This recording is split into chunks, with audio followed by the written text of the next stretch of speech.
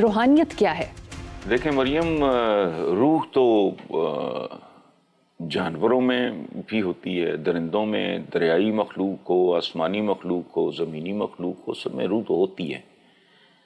لیکن انسان کی روح جو ہے یہ جب دیکھو ہم ابن آدم زاد ہیں. آدمی سے انسان بننے کا سفر جو ہے نا یہ بہت مشکل ہے، اور یہی انسان کا اصل میں ٹارگٹ ہونا چاہیے. اور جتنے مذاہب آئے ان کا بھی بنیادی طور پہ تھا کہ آدمی سٹرگل کرے، یہ مشکل کام ہے. آدمی سے انسان بننے تک کا جو سفر ہے اس میں وہ روحانیت کا سفر ہے. جیسے جیسے آپ بہت سی فضول لغویات اور خواہشات سے مبرہ ہوتے چلے جائیں گے، اوپر اٹھتے چلے جائیں گے، آپ کی روحانیت جو ہے وہ اجاگر ہوتی چلی جائے گی. جی واہ. خواہش اور ضرورت میں کیا فرق ہے؟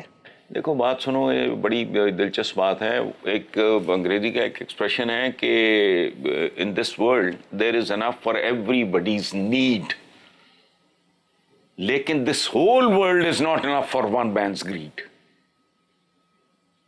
یہ ہے خواہش اگر چھو لے، ہوس کے لیول تک پہنچ جائے. ضرورت تو بات سمجھ میں آتی ہے، اس کو تو سمجھانے کی ضرورت نہیں ہے. جو بنیادی ضروریات زندگی ہیں وہ ہر انسان کا اصولی طور پہ تو حق ہے. لیکن وہ کہتے ہیں نا کہ اسی کو میں ریپیٹ کر رہا ہوں کہ یہ اس دنیا میں خالق نے ہر ایک کی ضرورت کے لیے سب کچھ رکھا ہے، لیکن یہ ساری کی ساری دنیا ایک آدمی کی ہوس کے لیے ناکافی ہے. سو اس کے درمیان فرق کو محسوس کرنا وہی اصل فرق ہے. سراج الحق نے سوال پوچھا ہے کہ اگر ایران سے ٹماٹر منگوا سکتے ہیں تو تیل کیوں نہیں؟ بڑا سادہ جواب ہے، کیونکہ ان تیلوں میں تیل نہیں. باقی سراج الحق صاحب بھی اتنے بھولے نہیں ہیں. جی شہباز شریف نے فرمایا کہ عمران خان نے توشہ خانہ کے تحفے بیچ کر ملک کی عزت خراب کی ہے. وہ کہنے کو تو ریمنڈ بیکر کی کتاب نے بھی، پھر وہ ٹیٹیاں، پھر منی لانڈرنگ، پھر پینٹ ہاؤس قزاق، کک بیکس، کمیشنز، اور وہ پتہ نہیں from Pakistan to Pak land, Canada کی یونیورسٹی میں جو پڑھایا گیا ان کے بارے میں. تو یہ ہر کسی نے اپنے اپنے حصے کی جو عزت ہے بڑھائی ہے. اور میں پھر وہی بات میں ریپیٹ کر رہا ہوں، اس کے لیے میں آپ سے بھی اور اپنے ویور سے بھی معافی چاہتا ہوں کہ سفید چادر پہ نا اس سفید کاغذ پہ ایک قطرہ کالی سیاہی کا بہت نمایاں نظر آتا ہے.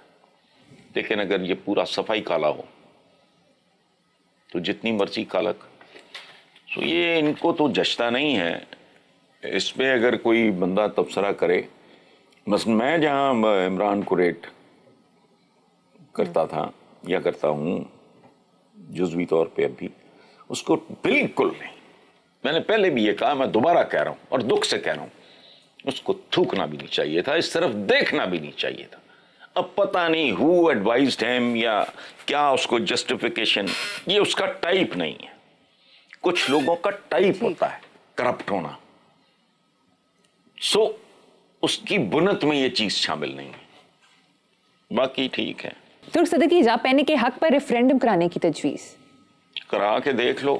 لیکن عجیب بات ہے، ہماری دنیا کن معاملات میں الجھی ہوئی ہے. عجیب و غریب قسم کا دکھ ہوتا ہے. میں نے جو پردے کی ہسٹری پڑھی ہے وہ ڈفرینٹ ہے.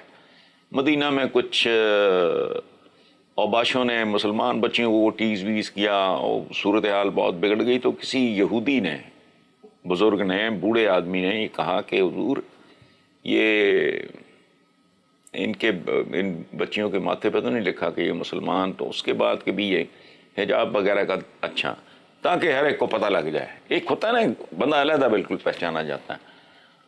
اب اس دنیا میں سمجھ نہیں آتی، جہالت ہے میری، کہ قرآن پاک میں ہی ہے کہ مومن کی ایک پہچان یہ ہے کہ وہ جس عہد میں زندہ ہوتا ہے اس کے تقاضوں کو سمجھتا ہے. اور یہاں مجھے علی شریعتی یاد آتے ہیں, ان کا ایک قول ہے سبحان اللہ, changing rules for the changing needs, unchanging rules for the unchanging needs. اللہ ایک ہے, نو کمپرومائز. حضور آخری پیغمبر ہیں, نو کمپرومائز. قرآن آخری اور بالکل غیر متنازع الہامی کتاب ہے, نو کمپرومائز. دا ریسٹ مجھے نہیں, عالم شالم تو ہم نے خیر کیا ہونا ہے, لیکن کچھ بنیادی باتیں ہوتی ہیں, بندہ ساری زندگی سلگتا رہتا ہے, اس کو سمجھ نہیں آتی وہ کدھر جائے. باقی یہ ایک اچھا حل ہے, ریفرینڈم کرا لیں. if the majority wants it that way, fine. صاحب, ڈی جی نیب عالیہ رشید نے کہا ہے کہ 50% کرپشن بیویوں اور بچوں کے مطالبات کی وجہ سے ہوتی ہے. کیا یہ درست ہے؟ اگر آپ سطحی طور پہ دیکھیں تو یہ درست ہے, لیکن یہ بہت سطحی, بہت ہی سطحی اور عامیانہ سا ایک تجزیہ. دیکھو بات سنو, بچوں کی تو فرمائشیں ہوتی ہیں, ان کو تو پتہ ہی نہیں ہوتا کہ معاملات کیا ہیں. It's for the man. Captain گھر کا کون ہوتا ہے؟ ایک family is like a team.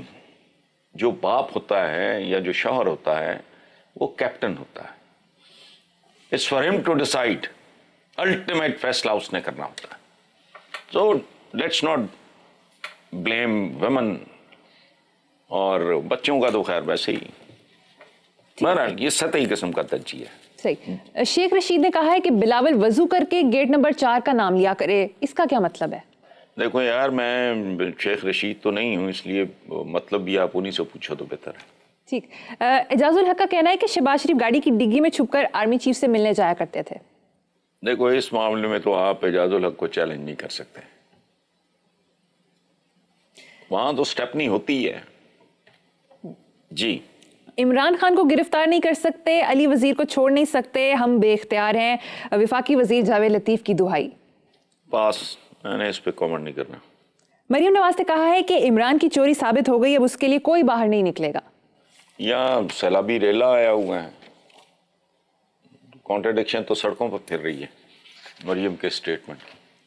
ٹھیک ہے صاحب, نون لیگ نے بڑی ساز باز سے اسپیکر راجہ پرویز اشرف سے وہ 11 استعفے منظور کروائے جہاں سے وہ بآسانی جیت سکتے تھے. عمران خان نے 8 سیٹیں جیت لی ہیں. ایک زناٹے دار تھپڑ ہے جس کی ایکو اتنی ہی بار سنائی دے گی جتنی سیٹیں. جی. خواجہ آصف نے بڑے پتے کی بات بتائی ہے کہ ملک میں اقتدار کی جنگ جاری ہے. یہ ملک میں نہیں, پوری دنیا میں جاری ہے, لیکن ہمارے ہاں بھونڈے طریقے سے جاری ہے. ہمارے ہاں بالکل غیر مہذب طریقے سے جاری ہے. That is the only difference. اقتدار کی جنگ تو ہمیشہ جاری رہتی ہے اور پوری دنیا میں جاری رہتی ہے. ٹھیک ہے صاحب, لاسٹ کوشچن ہے. شہباز شریف نے پچھلے ہفتے فرمایا کہ مولانا فضل الرحمان کی دعاؤں کی وجہ سے معیشت بہتر ہو رہی ہے. بھائی پارٹنر ہیں تو, ادروائز مولانا فضل الرحمان خود وزیر اعظم نہ ہوتے, ان کی دعاؤں میں کوئی اثر ہوتا.